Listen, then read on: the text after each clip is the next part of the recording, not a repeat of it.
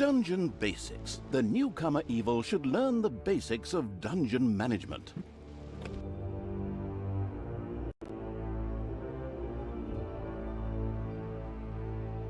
Ah, the still learning the ropes evil had decided to try the excellent tutorials. Good choice. In this childishly simple introductory mission, it would learn the basics of dungeon management. Things like digging, building rooms, and hiring and firing creatures. Everything a novice evil needs to know. First of all, it admired the center of its power, the dungeon heart.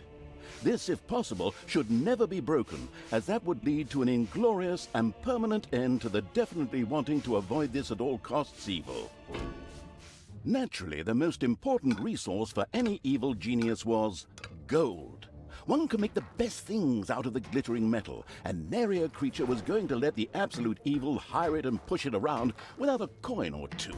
Sad, I know, but that's the way the cold, hard capitalist world of evil works. Although a little gold could also be stored in the dungeon heart, the little snots, the strange name giving evil's workers, had to travel long distances to do so. It made much more sense to build a treasury nearby. The fast-learning evil immediately began doing so.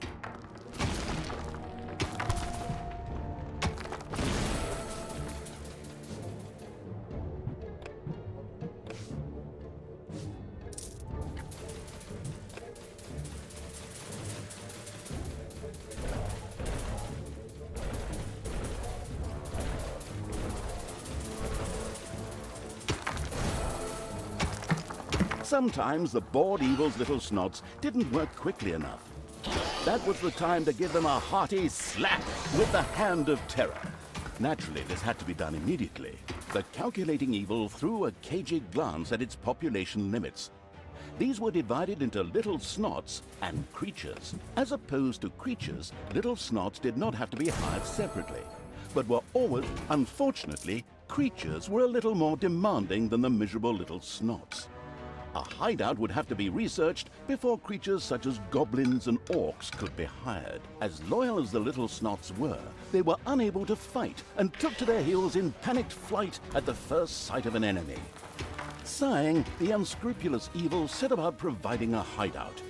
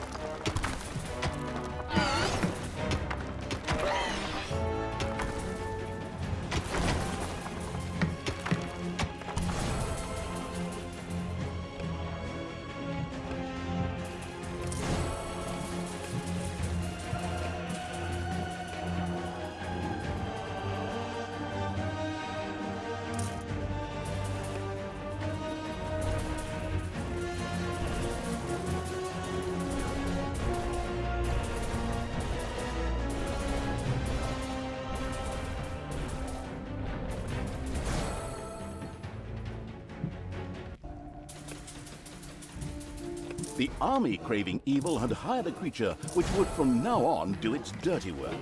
However, each creature consumed a population point.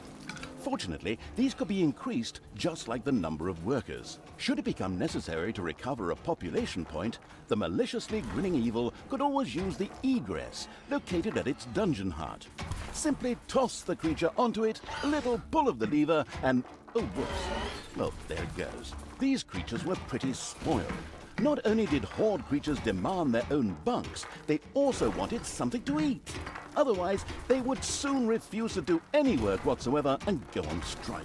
The deeply sighing evil had no other choice than to build his creatures a gobbler farm to satisfy their hunger.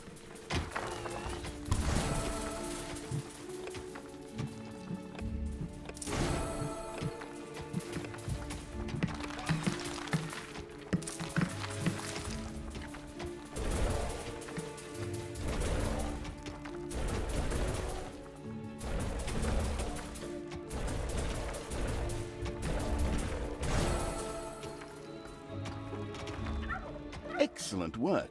The Gobbler farm was now ready. Later, the creatures would also demand other things, but for now, they were satisfied. The fast-learning Evil had mastered the first tutorial with flying colors. Excellent work!